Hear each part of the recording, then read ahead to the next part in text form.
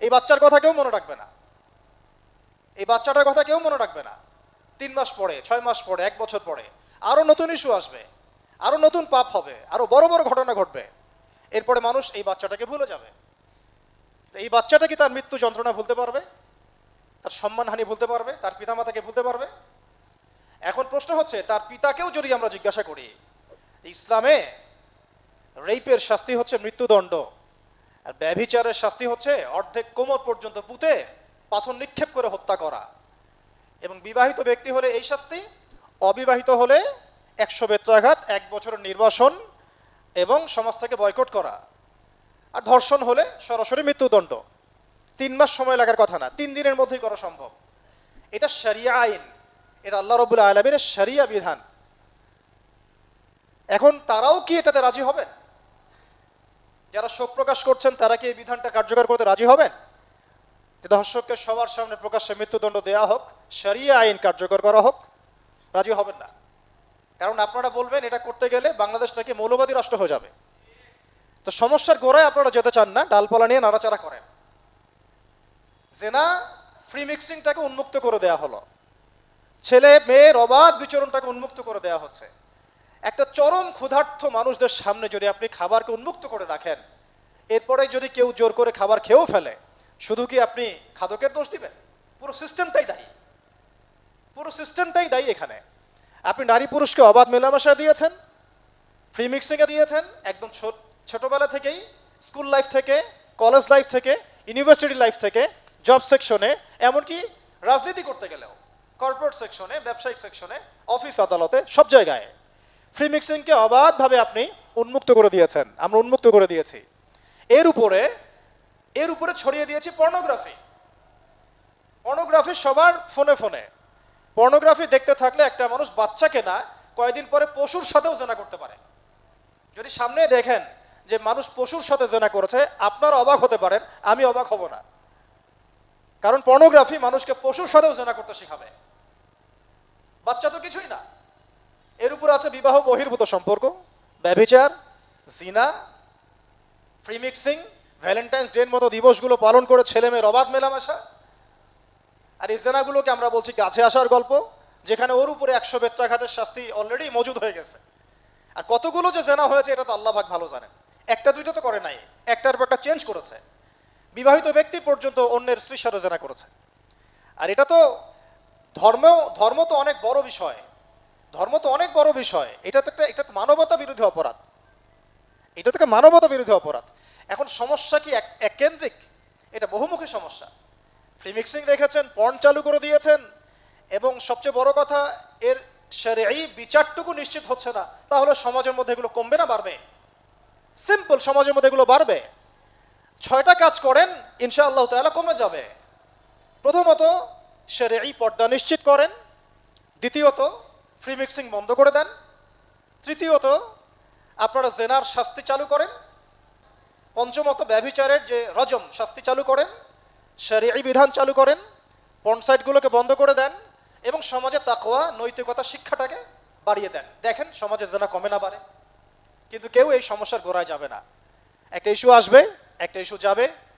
আজকে আপনার বোন তো কালকে আমার বোন, কালকে অমুকের বোন, কালকে তার মেয়ে, নিজের ঘর পর্যন্ত চলে আসছে। আর কয়টা রিপোর্টই বা আমাদের সমাজের সামনে আসে? যে কয়েকটা রিপোর্ট সামনে এসেছে এগুলো 50%ও না। বহু মেয়ে এগুলো বলতেও পারেন লজ্জায়। আর আমি তো ওইসব মেয়েদের ব্যাপারে কথা বলা ছেড়ে দিয়েছি, যারা স্বেচ্ছায় নিজের ইজ্জতকে বিলি দেয়। তাদেরকে আমি আমার বোন পরিচয় দিতে লজ্জাবোধ করি। সমাজ থেকে গায়রত, ব্যক্তিত্ব, পর্দা, শালীনতা, হিজাব এগুলো উঠিয়ে দেওয়া হয়েছে। আপনারা কি দ্বীনি অঙ্গনের তসলিমা নাসরিন হতে চান নাকি? তারা কি দ্বীনি অঙ্গনে তসলিমা নাসরিন হতে চান? কেন আপনি একটা ছেলের সাথে হারাম সম্পর্কে জড়াবেন? কেন প্রেম করতে যাবেন? কেন আপনি তার সাথে বাইকে করে ঘুরতে যাবেন?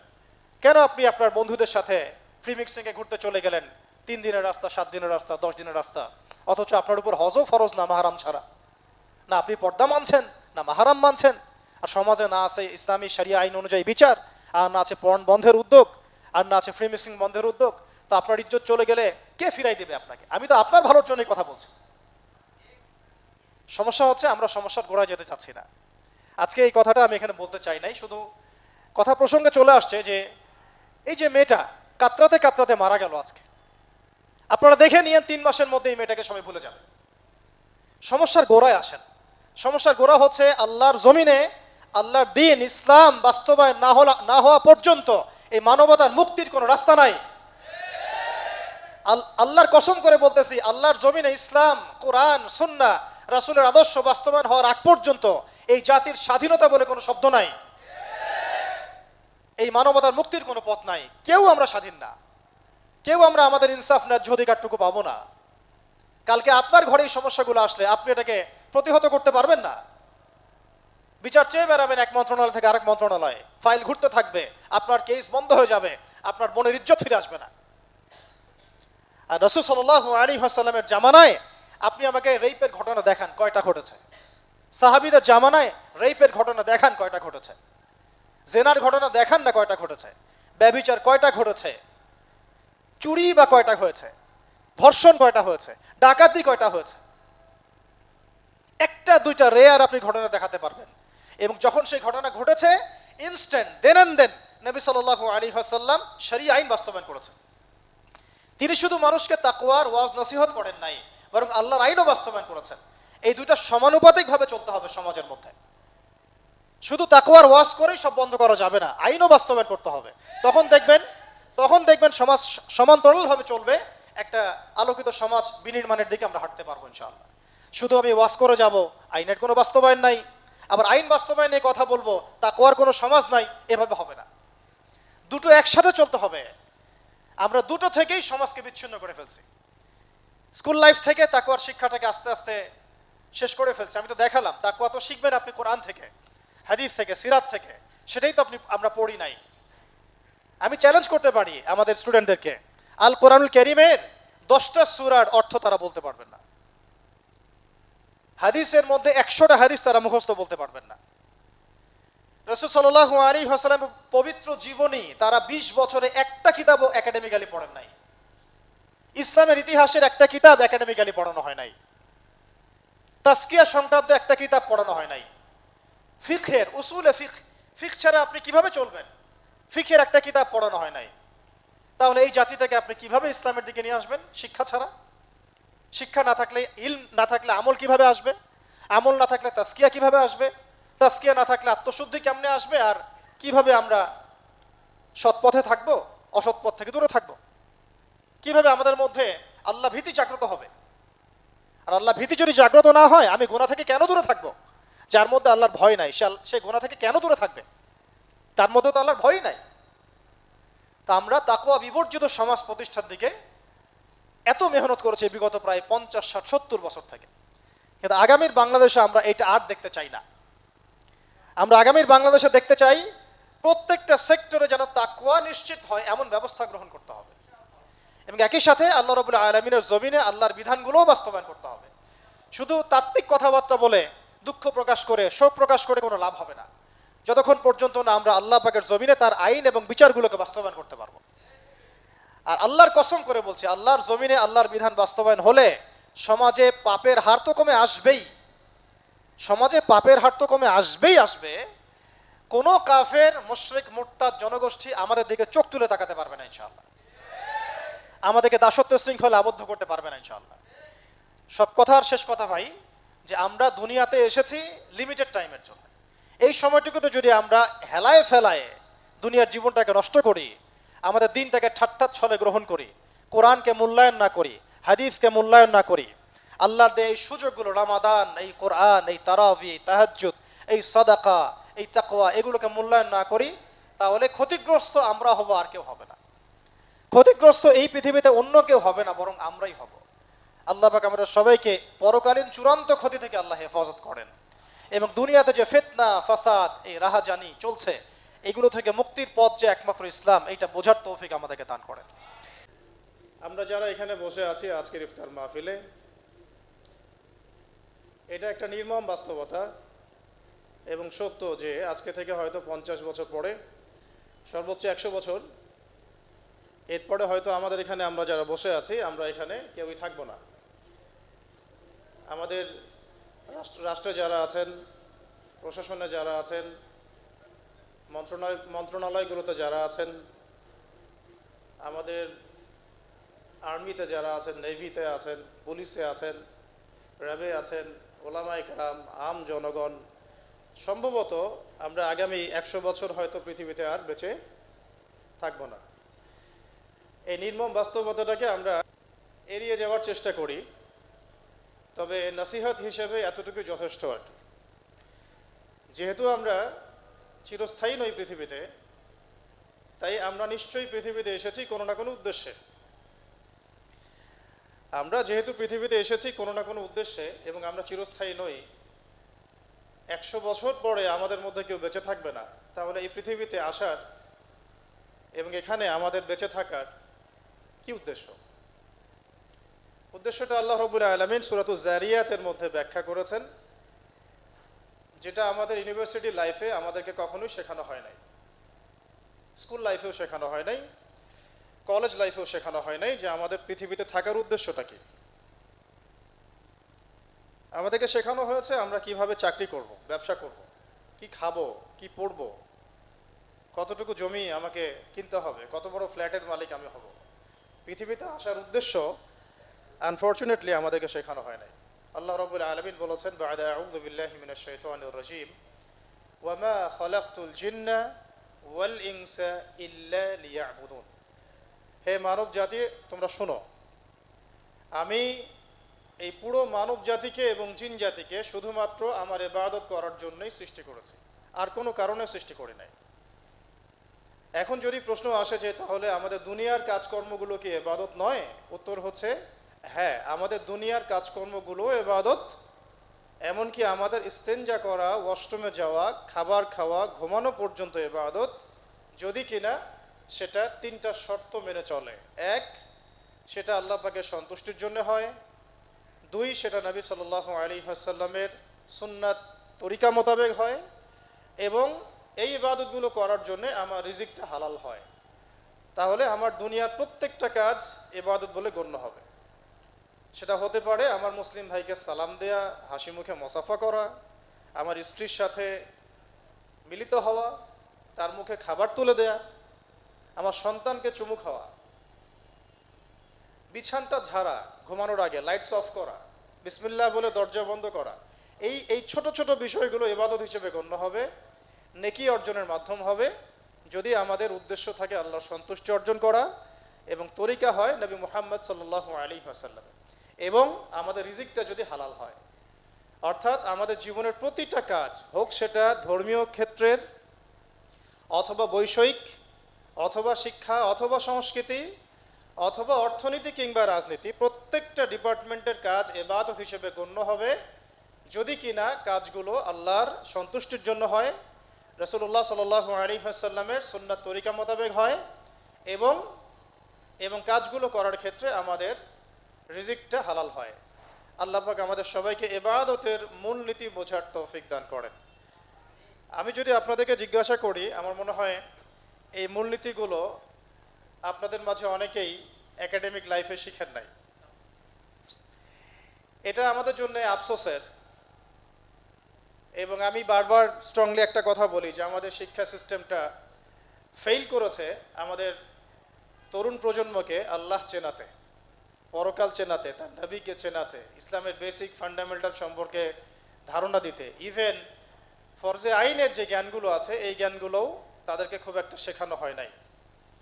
এই দায়ভার আসলে আমাদের জাতিগতভাবেই আমাদের সবার উপরে বর্তাবে। কাল কিয়ামতের মাঠে আমরা আল্লাহ পাকের সামনে দাঁড়িয়ে কি অ্যান্সার করব, এটা আমাদেরকে আগে থেকে ভাবা উচিত। কারণ আল্লাহ রাব্বুল আলামিন সূক্ষ্ম থেকে সূক্ষ্ম বিষয়ের হিসাব নেবেন। সুম্মা লাতুসআলুন্না ইয়াওমাইযিন আনিন নাঈম, ঠান্ডা পানি দিয়ে ইফতার করব আমরা, এটার হিসাব নেওয়া হবে। ওই এক টুকরা খেজুরের হিসাব নেওয়া হবে। আর যাদেরকে আল্লাহ রাব্বুল আলামিন পুরো জাতির দায়িত্ব দিয়েছেন তাদের হিসাবটা কত করা হবে, এটা আমাদের সবার বোঝা উচিত। এতটুকু নসিহত হিসেবে যথেষ্ট। রাসূলুল্লাহ সাল্লাল্লাহু আলাইহি ওয়াসাল্লাম বলেছেন, আলা কুল্লুকুম রাঈন, তোমাদের প্রত্যেকেই দায়িত্বশীল, ওয়া কুল্লুকুম মাসউলুন আন রাইয়াতিহি, এবং তোমাদের প্রত্যেকেই যার যার দায়িত্ব সম্পর্কে জিজ্ঞাসিত হবে। তো আমার সামনে উপস্থিত তরুণ ভাইরা এবং বোনেরা, সবার আগে রমাদানের যে মৌলিক শিক্ষা, এই পয়েন্টে যাওয়ার আগে জীবনের লক্ষ্য ঠিক করে নেন। দুনিয়াতে এসেছেন কি জন্যে, থাকবেন কতদিন, কোথা থেকে এসেছেন, কোথায় যাবেন, মাঝখানের কাজটুকু কি, কি করা যাবে কি করা যাবে না, কি করলে কি হবে, এর ফলাফলটা আমাদেরকে দুনিয়াতেই ঠিক করতে হবে। একবার চলে গেলে দ্বিতীয়বার ফিরে আসার কোনো সুযোগ থাকবে না। একবার চলে গেলে দ্বিতীয়বার এগুলো নিয়ে আলোচনা করার, ফিরে আসার, ভাবারও কোনো সুযোগ থাকবে না। আল্লাহ পাক আমাদেরকে কথাগুলো বোঝার তৌফিক দান করেন। আমরা পৃথিবীতে এসেছি শুধুমাত্র আল্লাহ পাকের ইবাদত করতে। রাসূল সাল্লাল্লাহু আলাইহি ওয়াসাল্লাম একটা হাদিসের মধ্যে বলেছেন যে আল কোরআন হুজ্জাতুন লাকা ওয়া আলাইক। এই যে কোরআনুল কারীম আল্লাহ পাক নাজিল করেছেন, এটা হয় আমার পক্ষে দলিল হবে অথবা আমার বিপক্ষে আল্লাহর কাছে দলিল হবে। সবার আগে শিখলাম দুনিয়াতে এসেছি কি করতে। আমার সাথে কি বলতে পারবেন কি করতে আসছি এবং কোন আয়াত থেকে দলিল দিয়েছিলাম? সূরা জারিয়াতের কত নম্বর বলেন? 56 নম্বর। সূরা জারিয়াতের 56 নম্বর আয়াত থেকে আমরা কথা বলেছিলাম যে আল্লাহ রাব্বুল আলামিন আমাদেরকে পৃথিবীতে পাঠিয়েছেন শুধু তার ইবাদত করার জন্য। এখন অনেকেই প্রশ্ন করেন যে সব কিছু কি ইবাদত? আমরা উত্তর দিলাম যে হ্যাঁ, সব কিছুই ইবাদত, যদি কয়েকটা শর্ত আমরা মেনে চলি। শর্তগুলো হলো, কাজটা হতে হবে এক আল্লাহর জন্যে, 2 তরিকা হতে হবে নবী সাল্লাল্লাহু আলাইহি ওয়াসাল্লামের, এবং 3 এটা কবুল করিয়ে নেওয়ার জন্যে আমার ইখলাসের সাথে রিজিকটাও হালাল থাকতে হবে। এখন প্রশ্ন হচ্ছে যে আল্লাহ রাব্বুল আলামিন, একটু আগে বললাম যে এই কোরআনকে হুজ্জাহ বলা হয়েছে, দলিল প্রমাণ আমার পক্ষে বা বিপক্ষে। এবং নবী সাল্লাল্লাহু আলাইহি ওয়াসাল্লাম আরও বলেছেন যে আল্লাহ রাব্বুল আলামিন বহু সম্প্রদায়কে এই কোরআন মেনে চলার কারণে সম্মানিত করেন, আর বহু সম্প্রদায়কে এই কোরআন না মানার কারণে অপদস্থ করেন। হাদিসটা বুখারী মুসলিম শরীফের দিকে পাবেন যদি আপনারা রিসার্চ করতে পারেন। হাদিসটা এভাবে এসেছে যে ইন্নাল্লাহ তাআলা ইয়ারফাউ বিহাযাল কিতাবি আকওয়ামান ওয়া ইয়াদউ বিহিল আখারিন। আল্লাহ পাক বহু জাতিকে এই কোরআন মেনে চলার কারণে সম্মানিত করেন, আর বহু জাতিকে এই কোরআন না মানার কারণে অপদস্থ করেন। এখন কোরআন যেহেতু আমাদেরকে বলছে যে পৃথিবীতে আমরা এসেছি আল্লাহ পাকের ইবাদত করতে, তাহলে এখানে প্রাসঙ্গিক আরও আয়াতগুলো আমাদের জানতে হবে। সূরা মুলকের মধ্যে আল্লাহ পাক বলেছেন 2 নম্বর আয়াতে, আল্লাযী খালাকাল মাউতা ওয়াল হায়াতা লিয়াবলুয়াকুম আইয়ুকুম আহসানু আমালা। আল্লাহ রাব্বুল আলামিন দেখতে চান এই পৃথিবীতে আমলে আমাদের মধ্যে আহসান বা শ্রেষ্ঠ কে। ঠিক যেমন আমরা একটা পরীক্ষা হলে দেখতে চাই ফার্স্ট কে হয়েছে। আহসান শব্দটা হাসান শব্দের সুপারলেটিভ ফর্ম, যেটাকে আমরা অধিক উত্তম বোঝাতে ব্যবহার করে থাকি। হাসান মানে উত্তম, আহসান মানে তার চেয়ে বেশি উত্তম, সর্বোত্তম। তো আল্লাহ পাক মৃত্যু এবং জীবন সৃষ্টি করেছেন, যেটা আমি শুরুতে বলেছি যে আমরা এখানে 100 বছরও হয়তো কেউ বেঁচে থাকবো না, চলে যেতে হবে। সময়টা আমাদের কাছে সংক্ষিপ্ত। কোনো একটা জায়গা থেকে আমরা পৃথিবীতে এসেছি, এখানে থাকছি, নির্দিষ্ট কোনো উদ্দেশ্য আছে, লক্ষ্য আছে, আবার চলে যেতে হবে। এর পরবর্তীতে যা হচ্ছে আল্লাহ পাক দেখবেন আমলের শ্রেষ্ঠ কে, আইয়ুকুম আহসানু আমালা, আমাদের মধ্যে আমলে শ্রেষ্ঠ কে। আমলের শ্রেষ্ঠ হতে হলে আমাদেরকে কয়েকটা বিষয় মেনে চলতে হবে। 1, আমল করার আগে আমাকে পরিপূর্ণভাবে শরীয়তের জ্ঞান অর্জন করতে হবে, যেটা আমরা প্রায় 20-30 বছর অনেকেই করতে পারি নাই, আফসোস। দ্বিতীয় বিষয়টা হচ্ছে সেই আমল করার আগে সেই জ্ঞানটা আমাকে বরেণ্য ওলামায়ে কেরামদের সোহবতে শিখে নিতে হবে। একা একা তো স্কলার হওয়া যাবে না, একা একা পণ্ডিত হওয়া যায় না। যারাই একা একা পণ্ডিত হওয়ার চেষ্টা করেছেন তারা বিভ্রান্ত হয়েছেন এবং ঝরে পড়েছেন। 3 নম্বর, আমল কবুল করাতে হলে রিজিক হালাল হতে হবে এবং অভ্যন্তরীণভাবে আমাকে তাজকিয়া অর্জন করতে হবে বা আত্মশুদ্ধি অর্জন করতে হবে। নিজের ভিতরে সমস্ত হিংসা, বিদ্বেষ, গীবত, তহমত, রিয়া, অহংকারকে বিসর্জন দিতে হবে। ইখলাসের সাথে পরিপূর্ণ খালেস নিয়াতে হালাল খেয়ে বুঝে শুনে জ্ঞান অর্জন করে যখন আমরা রাসূলের তরিকায় আমলগুলো করব, অল্প আমল হলেও নাজাতের জন্য কাফি হবে ইনশাআল্লাহ। এই হলো আমল সংক্রান্ত কিছু মূল কথা। গন্তব্যটা কি? গন্তব্যটা আল্লাহ পাক সূরাতুল আলী ইমরানের 185 নম্বর আয়াতে বলেছেন যে কুল্লু নাফসিন যায়িকাতুল মাউত, প্রত্যেকটা নফস মৃত্যুর স্বাদ গ্রহণ করবে এবং কাল কিয়ামতের মাঠে তোমাদেরকে পরিপূর্ণ মাত্রায় প্রতিদান দেয়া হবে। এর পরের অংশটুকুতে আল্লাহ পাক বলেছেন ফামান যুহজিহা আনিন নার ওয়া উদখিলাল জান্নাতা ফাকাদ ফাজ।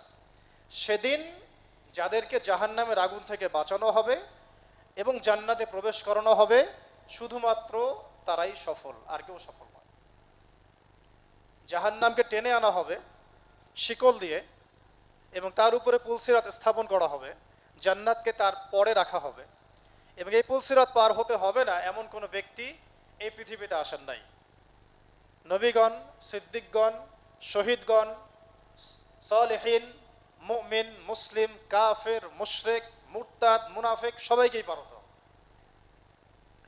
এটা একটা চিরায়ত সত্য যেটা আমরা কখনোই ডিনাই করতে পারবো না। এবং এটা পার হয়ে যারা জান্নাতে প্রবেশ করতে পারবেন ইনশাআল্লাহু আযজা ওয়া জাল, আল্লাহ পাক যেন আমাদেরকে তৌফিক দান করেন, তারাই শুধুমাত্র সফল, আর কেউ সফল নয়। তাহলে এই ম্যাটেরিয়ালিস্টিক জগৎটা আমাদেরকে ছেলেবেলা থেকে, স্কুল লাইফ থেকে নিয়ে আমাদের কর্পোরেট লাইফ পর্যন্ত, একদম রাষ্ট্রীয় লাইফ পর্যন্ত সাফল্যের যে সংজ্ঞাটা শিখিয়েছে, এই সংজ্ঞাটা সত্য নয়। আমরা এই সংজ্ঞাটার ধোঁকাবাজির মধ্যে পড়েই আমাদের শৈশব, কৈশোর, যৌবন শেষ করে ফেলেছে। আমি আপনাদেরকে চ্যালেঞ্জ করতে পারি যে বাংলাদেশের 90% মুসলিমকে যদি আপনি কোরআন বিশুদ্ধ করে তেলাওয়াত করতে বলেন, আর কিচ্ছু না, শুধু আল কোরআন বিশুদ্ধ করে তেলাওয়াত করে শোনাবে, আর কিচ্ছু করতে হবে না।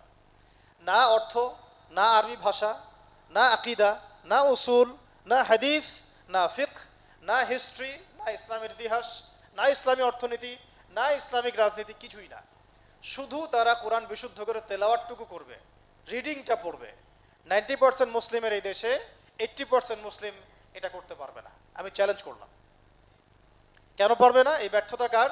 প্রত্যেক ব্যক্তির, প্রত্যেক পিতার, প্রত্যেক মায়ের, প্রত্যেক পরিবারের, প্রত্যেক শিক্ষা প্রতিষ্ঠানের, প্রত্যেক মন্ত্রণালয়ের, প্রত্যেক শিক্ষা সেক্টরের, প্রত্যেক এমপি মন্ত্রীর এবং আমাদের রাষ্ট্রীয় পর্যায়ে যারা দায়িত্বশীল আছেন সেই প্রত্যেক ব্যক্তি এর জন্য দায়ী, যারা আমাদের সমাজকে কোরআন থেকে দূরে রেখেছেন, কোরআন বিবর্জিত সমাজ প্রতিষ্ঠা করেছেন। আর যে 20% মানুষ কোরআন বিশুদ্ধ করে তেলাওয়াতটুকু করতে পারবে, তারা একাডেমিক্যালি শিখে নাই। তারা শিখেছে কোনো মক্তবে, কোনো হুজুরের কাছে, কারো কাছে প্রাইভেট পড়েছে, কখনো কখনো মাদ্রাসায় গিয়েছে, কোনো অনলাইন কোর্স করেছে, বা হেদায়েত বা বুঝ আসার পরে অফলাইনে চেষ্টা করে শিখেছে। তাহলে রাষ্ট্রের কাজটা কি? শিক্ষা মন্ত্রণালয়ের কাজটা কি? শিক্ষা প্রতিষ্ঠানগুলোর কাজটা কি? আর শিক্ষাই বা আসলে কাকে বলে? কোরআন বিবর্জিত কোনো আদর্শ যদি শিক্ষা হতে পারে, তাহলে তো অ্যামাজনের জঙ্গলের মানুষটা অনেক বেশি শিক্ষিত। আপনি কি তাকে শিক্ষিত বলেন? কোরআন বিবর্জিত একটা সমাজ যদি শিক্ষিতই হয়, তাহলে তো সমস্ত কাফের, মুশরিক, মুরতাদ, মুনাফিকরা শিক্ষিত। তাহলে তো ওদেরকে জাহান্নামে যেতে হতো না। আল্লাহ রাব্বুল আলামিন যে বললেন ফামান যুহজিহা আনিন নার ওয়া উদখিলাল জান্নাতা ফাকাদ ফাজ, তাহলে আল্লাহ পাকের ডেফিনেশন অফ সাকসেসটা কি ভুল? আল্লাহ পাকের সাফল্যের সংখ্যা কি ভুল? এরপরে আসেন কোরআনের অর্থ বোঝার বিষয়, এর আদেশ মানার বিষয়, নিষেধ বর্জন করার বিষয়, এর আইনগুলো বাস্তবায়নের বিষয়। সমস্যা হচ্ছে আমরা সমস্যার গোড়ায় যেতে চাই না, আমরা ডালপালা নিয়ে নাড়াচাড়া করি, এইগুলো নিয়েই সমাধান খুঁজতে চাই। কিন্তু আল্লাহ রাব্বুল আলামিন আমাদেরকে সলিউশন দিয়েছেন একদম শেকড় থেকে। এই যে দুনিয়াতে পাঠালাম তোমাদেরকে, লিমিটেড হায়াত আছে, ইবাদত করো, ইবাদতের শর্তগুলো পূরণ করো। তোমাদের কাছে আমি আমার রাসূল মুহাম্মদ সাল্লাল্লাহু আলাইহি ওয়াসাল্লামকে পাঠিয়েছি, তারপরে আর কোনো নবী আসবে না, যার পূর্বেও কোনো গুনাহ নাই, পরেও কোনো গুনাহ নাই, যিনি মাসুম মানুষ, সারাটা জীবন ঢেলে দিয়েছেন আমাদেরকে আল্লাহ চেনানোর জন্যে, রেসালাতের জন্যে, আমাদেরকে জাহান্নাম থেকে বাঁচানোর জন্যে, জান্নাতে প্রবেশ করানোর জন্যে। একটা দোয়া তাকে করতে বলা হচ্ছে দুনিয়াতে, আপনি চান আমি আপনাকে দিব। তিনি বলছেন না, আমি এটা পরকালে আমার উম্মতের সুপারিশের জন্য স্থগিত রাখলাম। তো সেই ব্যক্তিকেও আমাদের সমাজে গালি দেওয়া হয়, আমরা চুপ করে বসে থাকি। সেই ব্যক্তিকেও আমাদের সমাজে গালি দেওয়া হয়, আমরা চুপ করে বসে থাকি, আমরা অফিসিয়াল বিবৃতি পর্যন্ত দিতে পারি না। আমাদের আজকে যে রেপ ইস্যু নিয়ে কথাগুলো উঠেছে, এটা তো অনেক ভয়ঙ্কর ইস্যু অবশ্যই। তার চেয়েও ভয়ঙ্কর ইস্যু হচ্ছে মুসলিম কান্ট্রিতে আল্লাহকে গালি দেওয়া, মুসলিম কান্ট্রিতে রাসূলকে গালি দেওয়া। কই এটা নিয়ে তো আমরা তো সরগরম দেখলাম না, ইল্লা মাশাআল্লাহ গুটি কয়েক মানুষকে দেখলাম। তাহলে আপনারা সমস্যার সমাধান গোড়ায় করতে চাচ্ছেন না, ডালপালায় করতে চাচ্ছেন। এই আসিয়ার ইস্যু আমরা ভুলে যাব, বেশি দিন সময় লাগবে না, 1 মাস 2 মাস হাইয়েস্ট 3 মাস। এর আগেও বহু ইস্যু আমরা এসেছে ভুলে গেছি, একটার পর একটা এসেছে, একটার পর একটা ভুলে গেছি আমরা, এবং যাবো ভবিষ্যতে। লিখে নেন আপনারা, এই বাচ্চার কথা কেউ মনে রাখবে না, এই বাচ্চাটার কথা কেউ মনে রাখবে না। 3 মাস পরে, 6 মাস পরে, 1 বছর পরে আরো নতুন ইস্যু আসবে, আরো নতুন পাপ হবে, আরো বড় বড় ঘটনা ঘটবে। এরপরে মানুষ এই বাচ্চাটাকে ভুলে যাবে। তো এই বাচ্চাটা কি তার মৃত্যু যন্ত্রণা ভুলতে পারবে? তার সম্মানহানি ভুলতে পারবে? তার পিতামাতাকে ভুলতে পারবে? এখন প্রশ্ন হচ্ছে, তার পিতাকেও যদি আমরা জিজ্ঞাসা করি, ইসলামে রেপের শাস্তি হচ্ছে মৃত্যুদণ্ড, আর ব্যভিচারের শাস্তি হচ্ছে অর্ধেক কোমর পর্যন্ত পুঁতে পাথর নিক্ষেপ করে হত্যা করা, এবং বিবাহিত ব্যক্তি হলে এই শাস্তি, অবিবাহিত হলে 100 বেত্রাঘাত, 1 বছরের নির্বাসন এবং সমাজ থেকে বয়কট করা, আর ধর্ষণ হলে সরাসরি মৃত্যুদণ্ড। 3 মাস সময় লাগার কথা না, 3 দিনের মধ্যেই করা সম্ভব। এটা শরিয়া আইন, এটা আল্লাহ রাব্বুল আলামিনের শরিয়া বিধান। এখন তারাও কি এটাতে রাজি হবেন? যারা শোক প্রকাশ করছেন তারা কি এই বিধানটা কার্যকর করতে রাজি হবেন? যে ধর্ষককে সবার সামনে প্রকাশ্যে মৃত্যুদণ্ড দেওয়া হোক, শরিয়া আইন কার্যকর করা হোক? রাজি হবেন না, কারণ আপনারা বলবেন এটা করতে গেলে বাংলাদেশ নাকি মৌলবাদী রাষ্ট্র হয়ে যাবে। তো সমস্যার গোড়ায় আপনারা যেতে চান না, ডালপালা নিয়ে নাড়াচাড়া করেন। জেনা ফ্রি মিক্সিংটাকে উন্মুক্ত করে দেয়া হলো, ছেলে মেয়ের অবাধ বিচরণটাকে উন্মুক্ত করে দেয়া হচ্ছে। একটা চরম ক্ষুধার্ত মানুষদের সামনে যদি আপনি খাবারকে উন্মুক্ত করে রাখেন, এরপরে যদি কেউ জোর করে খাবার খেয়েও ফেলে, শুধু কি আপনি খাদকের দোষ দিবেন?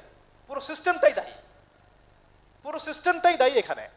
আপনি নারী পুরুষকে অবাধ মেলামেশা দিয়েছেন, ফ্রি মিক্সিংয়ে দিয়েছেন, একদম ছোটবেলা থেকেই, স্কুল লাইফ থেকে, কলেজ লাইফ থেকে, ইউনিভার্সিটি লাইফ থেকে, জব সেকশনে, এমনকি রাজনীতি করতে গেলেও কর্পোরেট সেকশনে, ব্যবসায়িক সেকশনে, অফিস আদালতে, সব জায়গায় ফ্রি মিক্সিংকে অবাধভাবে আপনি উন্মুক্ত করে দিয়েছেন, আমরা উন্মুক্ত করে দিয়েছি।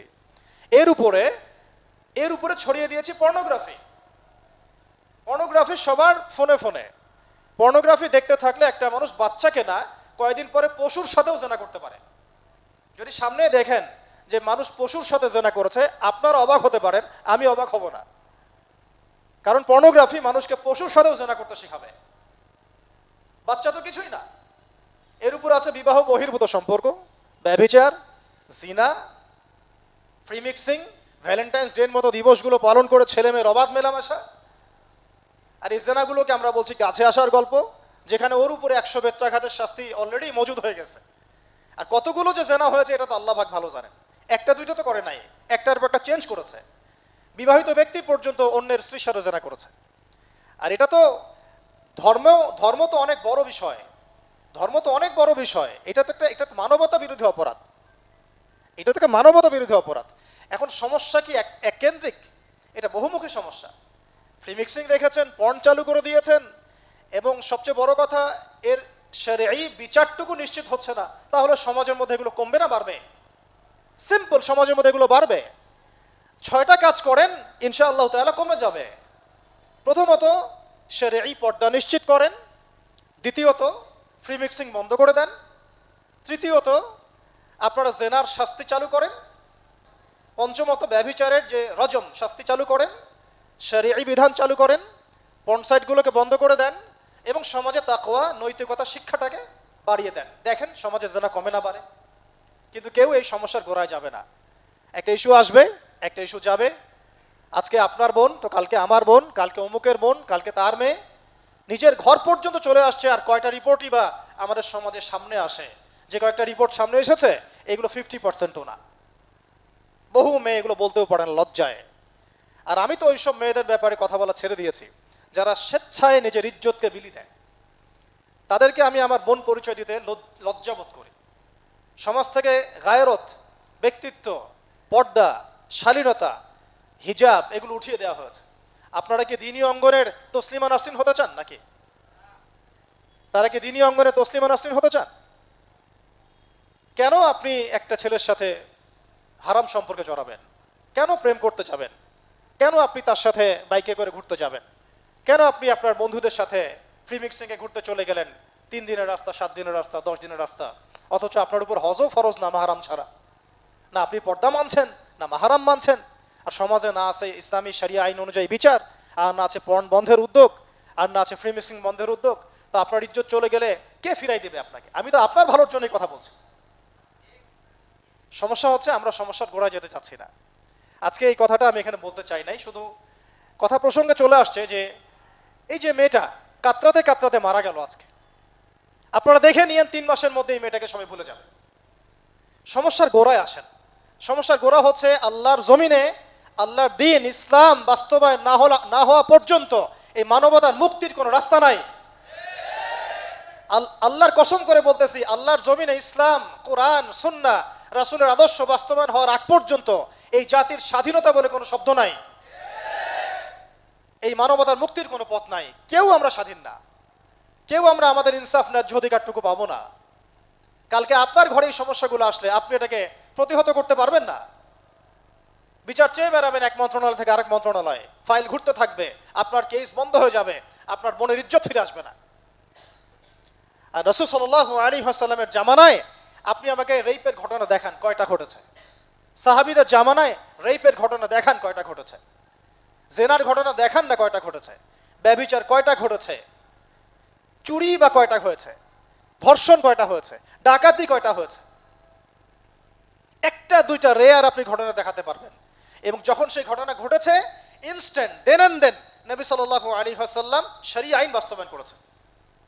তিনি শুধু মানুষকে তাকওয়ার ওয়াজ নসিহত করেন নাই, বরং আল্লাহর আইনও বাস্তবায়ন করেছেন। এই দুটো সমানুপাতিকভাবে চলতে হবে সমাজের মধ্যে। শুধু তাকওয়ার ওয়াজ করেই সব বন্ধ করা যাবে না, আইনও বাস্তবায়ন করতে হবে। তখন দেখবেন সমাজ সমান্তরালভাবে চলবে, একটা আলোকিত সমাজ বিনির্মাণের দিকে আমরা হাঁটতে পারবো ইনশাআল্লাহ। শুধু আমি ওয়াজ করে যাব, আইনের কোনো বাস্তবায়ন নাই, আবার আইন বাস্তবায়নে কথা বলবো, তাকওয়ার কোনো সমাজ নাই, এভাবে হবে না। দুটো একসাথে চলতে হবে। আমরা দুটো থেকেই সমাজকে বিচ্ছিন্ন করে ফেলছি। স্কুল লাইফ থেকে তাকওয়ার শিক্ষাটাকে আস্তে আস্তে শেষ করে ফেলছি। আমি তো দেখালাম তাকওয়া তো শিখবেন আপনি কোরআন থেকে, হাদিস থেকে, সিরাত থেকে, সেটাই তো আমরা পড়ি নাই। আমি চ্যালেঞ্জ করতে পারি আমাদের স্টুডেন্টদেরকে, আল কোরআনুল কারীমের 10টা সূরার অর্থ তারা বলতে পারবেন না। হাদিসের মধ্যে 100টা হাদিস তারা মুখস্থ বলতে পারবেন না। রাসূল সাল্লাল্লাহু আলাইহি ওয়াসাল্লাম পবিত্র জীবনী তারা 20 বছরে একটা কিতাবও একাডেমিক্যালি পড়েন নাই। ইসলামের ইতিহাসের একটা কিতাব একাডেমিক্যালি পড়ানো হয় নাই। তাজকিয়া সংক্রান্ত একটা কিতাব পড়ানো হয় নাই। ফিকহের উসুলে ফিকহ ছাড়া আপনি কিভাবে চলবেন? ফিকহের একটা কিতাব পড়ানো হয় নাই। তাহলে এই জাতিটাকে আপনি কিভাবে ইসলামের দিকে নিয়ে আসবেন? শিক্ষা ছাড়া। শিক্ষা না থাকলে, ইলম না থাকলে আমল কিভাবে আসবে? আমল না থাকলে তাজকিয়া কিভাবে আসবে? তাজকিয়া না থাকলে আত্মশুদ্ধি কেমনে আসবে? আর কিভাবে আমরা সৎ পথে থাকবো, অসৎ পথ থেকে দূরে থাকবো? কিভাবে আমাদের মধ্যে আল্লাহ ভীতি জাগ্রত হবে? আর আল্লাহ ভীতি যদি জাগ্রত না হয়, আমি গুনাহ থেকে কেন দূরে থাকবো? যার মধ্যে আল্লাহর ভয় নাই সে গুনাহ থেকে কেন দূরে থাকবে? তার মধ্যে তো আল্লাহর ভয় নাই। তা আমরা তাকওয়া বিবর্জিত সমাজ প্রতিষ্ঠার দিকে এত মেহনত করেছি বিগত প্রায় 50, 60, 70 বছর থেকে। কিন্তু আগামীর বাংলাদেশে আমরা এটা আর দেখতে চাই না। আমরা আগামীর বাংলাদেশে দেখতে চাই প্রত্যেকটা সেক্টরে যেন তাকওয়া নিশ্চিত হয় এমন ব্যবস্থা গ্রহণ করতে হবে। এবং একই সাথে আল্লাহ রাব্বুল আলামিনের জমিনে আল্লাহর বিধানগুলোও বাস্তবায়ন করতে হবে। শুধু তাত্ত্বিক কথাবার্তা বলে, দুঃখ প্রকাশ করে, শোক প্রকাশ করে কোনো লাভ হবে না, যতক্ষণ পর্যন্ত না আমরা আল্লাহ পাকের জমিনে তার আইন এবং বিচারগুলোকে বাস্তবায়ন করতে পারবো। আর আল্লাহর কসম করে বলছি, আল্লাহর জমিনে আল্লাহর বিধান বাস্তবায়ন হলে সমাজে পাপের হার তো কমে আসবেই। সমাজে পাপের হার তো কমে আসবে। কোনো কাফের, মুশরিক, মুরতাদ জনগোষ্ঠী আমাদের দিকে চোখ তুলে তাকাতে পারবে না ইনশাআল্লাহ। আমাদেরকে দাসত্ব শৃঙ্খলে আবদ্ধ করতে পারবে না ইনশাআল্লাহ। সব কথার শেষ কথা ভাই, যে আমরা দুনিয়াতে এসেছি লিমিটেড টাইমের জন্য। এই সময়টুকুতে যদি আমরা হেলায় ফেলায় দুনিয়ার জীবনটাকে নষ্ট করি, আমাদের দিনটাকে ঠাট্টা ছলে গ্রহণ করি, কোরআনকে মূল্যায়ন না করি, হাদিসকে মূল্যায়ন না করি, আল্লাহর দেয়া এই সুযোগগুলো, রমাদান, এই কোরআন, এই তারাবি, এই তাহাজ্জুদ, এই সাদাকা, এই তাকওয়া, এগুলোকে মূল্যায়ন না করি, তাহলে ক্ষতিগ্রস্ত আমরা হব, আর কেউ হবে না। ক্ষতিগ্রস্ত এই পৃথিবীতে অন্য কেউ হবে না, বরং আমরাই হব।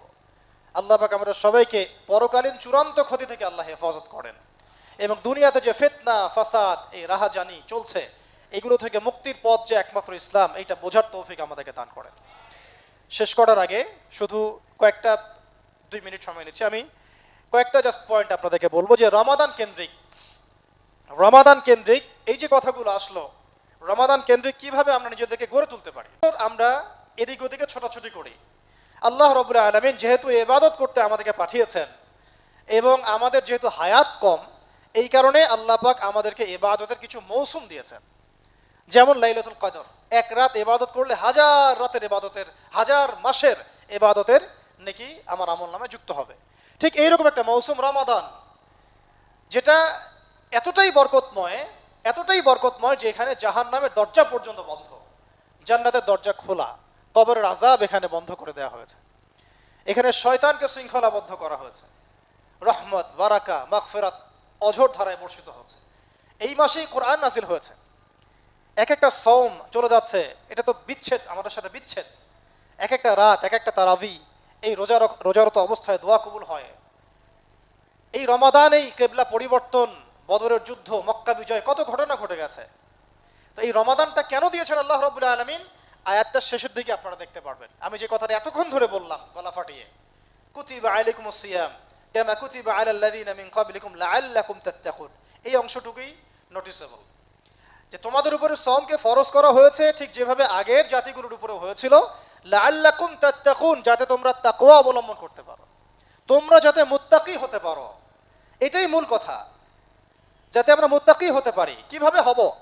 এখন যদি আপনার সামনে একটা পানির গ্লাস আমি রেখে দিই, আপনি খাবেন না, আপনি ইফতার রেখে দিলেও খাবেন না। কেন খাবেন না? আপনি জানেন আল্লাহ আমাকে দেখছেন, আমাকে শুনছেন। এই চেতনাটার নাম আল্লাহ কনসিয়াসনেস। আল্লাহ কনসিয়াসনেস, এই চেতনাটা আল্লাহ রাব্বুল আলামিন শুধু আমাদের সওমরত অবস্থায় চান না, আল্লাহ পাক এই চেতনাটা আমাদের সারা জীবনে চান। জীবনের প্রত্যেকটা ক্ষেত্রে যেন আমরা ফিল করি আল্লাহ আমাকে দেখছেন, আল্লাহ আমাকে শুনছেন।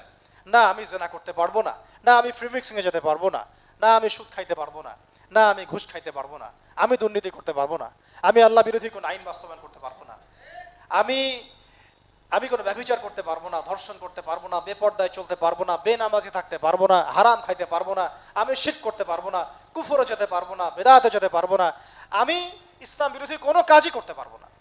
এই যে চেতনা, আল্লাহ আমাকে দেখছেন, আমাকে শুনছেন, এটাই হচ্ছে তাকওয়া।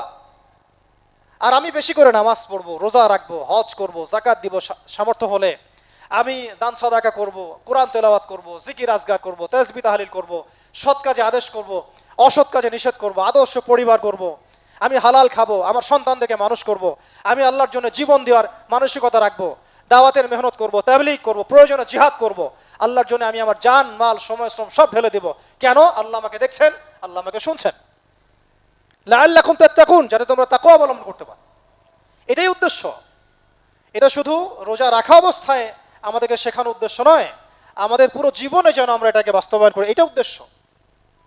আল্লাহ পাক আমাদের সবাইকে তাকওয়া অবলম্বন করার তৌফিক দান করেন। একটা স্টেটমেন্ট দিয়েছেন নবী সাল্লাল্লাহু আলাইহি ওয়াসাল্লাম, আন তা'বুদাল্লাহা কাআন্নাকা তারাহ, তুমি এমন ভাবে আল্লাহর ইবাদত করো যেন তুমি আল্লাহকে দেখছো। ওয়া ইল্লাম তাকুন তারাহু ফাইন্নাহু ইয়ারাক, আর তুমি যদি আল্লাহকে দেখতে না পারো, জেনে রাখো আল্লাহ তোমাকে দেখছেন। এই আল্লাহ কনসিয়াসনেস, তাকওয়া, ইন্না আকরামাকুম ইনদাল্লাহি আতকাকুম, তোমাদের মধ্যে সবচেয়ে শ্রেষ্ঠ ব্যক্তি সে আল্লাহর কাছে যে তোমাদের মধ্যে সবচেয়ে বেশি মুত্তাকি। আর তাকওয়া হা হুনা, তাকওয়া এইখানে থাকে কলিজার মধ্যে। আমার দাড়ি টুপি পাগড়ি জুব্বার মধ্যে তাকওয়া নাই। হ্যাঁ, এটা তাকওয়া নিদর্শন হতে পারে, এটাই প্রমাণ নয় যে আমি মুত্তাকি। তো এটা হৃদয়ের বিষয়। এই তাকওয়ার শিক্ষা দেওয়ার জন্য প্রতি বছর রমাদান ঘুরে ঘুরে আমাদের মধ্যে আসছে, প্রতি বছর আসছে। সারা বছর এদিক ওদিকে চলে গেছো, আসো ঘরে ফিরে আসো, ঘরে ফিরে আসো, আল্লাহর কাছে ফিরে আসো, তোমার জীবনের মূল লক্ষ্যে ফিরে আসো, উদ্দেশ্যে ফিরে আসো, আসো আল্লাহর কাছে আসো, রাসূলের কাছে আসো, দ্বীনের কাছে আসো, কোরআনের কাছে আসো, এবং এটাকে ধারণ করে সমাজের মধ্যে তুমি তোমার আদর্শের প্রচার ঘটাও, আল্লাহর জমিনে দ্বীনটা কায়েম করো, বাস্তবায়ন করো। কায়েম তুমি করতে না পারলেও এই রাস্তায় চলতে চলতে তোমার মৌত হয়ে যাক, তারপরে এই রাস্তাই তোমার জন্য শ্রেষ্ঠ রাস্তা। আলহামদুলিল্লাহ, এটাই তাকওয়ার শিক্ষা। আর রমাদান মাসে আর কি আপনারা জানেন, কোরআন নাজিল হয়েছে। শুরুতে কয়েকটা কথা বললাম। রমাদান মাসে যদি আমরা কোরআন শিখতে না পারি, ভাই আমাদের চাইতে ব্যর্থ কোনো জাতি নাই। আপনাদেরকে একটা কোশ্চেন করি, 2 মিনিট, যে রমাদান মাস কেন মহিমান্বিত? সিম্পল, শাহরু রমাদান আল্লাযী উনজিলা ফীহিল কুরআন, রমাদান সেই মাস যেই মাসে কোরআন নাজিল হয়েছে। কি উদ্দেশ্যে নাজিল হয়েছে? হুদাল লিন্নাস, পুরো মানব জাতির জন্য হেদায়েত, ওয়া বাইয়িনাত, এবং এটা হচ্ছে বাইয়িনাতি মিনাল হুদা, এটা হচ্ছে সুস্পষ্ট দলিল এবং প্রমাণ। ওয়াল ফুরকান, সত্য মিথ্যা ন্যায় অন্যায়ের চূড়ান্ত মানদণ্ড এটা। কে মানে কোরআনকে সত্য মিথ্যার চূড়ান্ত মানদণ্ড হিসেবে? জিজ্ঞাসা করেন, আপনি রাষ্ট্রকে জিজ্ঞাসা করেন মদ হালাল না হারাম, আপনি কি এই বিষয়ে কোরআনকে চূড়ান্ত মানদণ্ড হিসেবে মানেন? উত্তর দিবে না। জনগণকে আমরা চূড়ান্ত মানদণ্ড হিসেবে মানি, নাউযুবিল্লাহি মিন যালিক। সুদকে কি হালাল হারামের ক্ষেত্রে আপনি কোরআনের মানদণ্ডে মানেন? অ্যান্সার দিবে না, জনগণের মানদণ্ডে মানি। জিনার লাইসেন্সকে কি মানেন? না, জনগণের মানদণ্ডে মানি। আমরা কি আদৌ মেনেছি যে কোরআন বাইয়িনাত এবং ফুরকান? আল্লাহ পাক আমাদেরকে বোঝার তৌফিক দান করেন, আমিন। আমাকে শেষ করতে হচ্ছে, তো শেষ কথা হচ্ছে ভাই, আল কোরআন এই মাসে নাজিল হয়েছে, সো এই মাসে আল কোরআন শিখতেই হবে এবং কোরআনের হক আদায়ের প্রত্যয় ব্যক্ত করতে হবে। রাজি আছি ইনশাআল্লাহ? 6টা কাজ আমরা করবো ইনশাআল্লাহ। রাজি আছি ইনশাআল্লাহ? 1, আল কোরআনের বিশুদ্ধ তেলাওয়াত শিখতেই হবে। রাজি আছেন তো ইনশাআল্লাহ? শিখতেই হবে। কিভাবে শিখবেন এটা আপনার মাথা ব্যথা, এটা আপনার মাথা ব্যথা। 2, এর অর্থ বুঝতে হবে। 3, আদেশ মানতে হবে। 4, নিষেধ বর্জন করতে হবে। 5, কোরআনের দাওয়াত মানুষের ঘরে ঘরে প্রচার করার দায়িত্ব আপনাকে নিতে হবে। এই দায়িত্ব শুধু আমার না, আমাদের না, আপনারও দায়িত্ব আছে। এবং 6, আল কোরআন কারীমের আদেশ নিষেধ হুকুম আহকাম বাস্তবায়নের জন্য আমাদের সবাইকে সম্মিলিতভাবে চেষ্টা করতে হবে। আল্লাহ পাক আমাদের সবাইকে রমাদানের হক আদায় করার তৌফিক দান করেন, রমাদান মাসে তাকওয়া অবলম্বন করার তৌফিক দান করেন, এই তাকওয়ার শিক্ষা সারা বছর ধরে রাখার তৌফিক দান করেন এবং রমাদান মাসে নাজিলকৃত এই কোরআনের হক আদায় করার তৌফিক দান করেন। আজকের মধ্যে এখানে শেষ করছি, ইনশাআল্লাহ কোনো একদিন আরও বিস্তারিত কথা হবে ইনশাআল্লাহ। আল্লাহ পাক আমাদের সবাইকে আলোচনাগুলো শুনে বুঝে আমল করার তৌফিক দান করেন, আমিন।